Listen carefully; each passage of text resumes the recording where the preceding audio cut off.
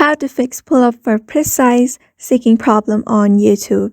Hi everyone, welcome back to another video. In this video, we're gonna learn how we can fix pull-up for precise seeking problem on your YouTube. So without any delay, let's begin with the video. And before beginning, don't forget to hit that like, share, and subscribe icon.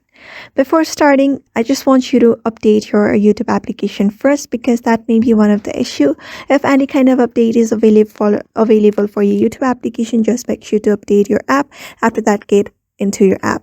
After getting into your app, you just need to head over to your profile at the bottom at the right side of the corner. Just go to your profile and tap on your gear icon at the top right.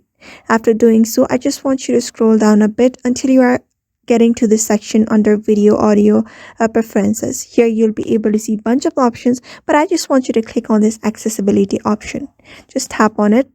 After tapping, so you'll be able to see accessibility player. Just turn off this option, turn on that option.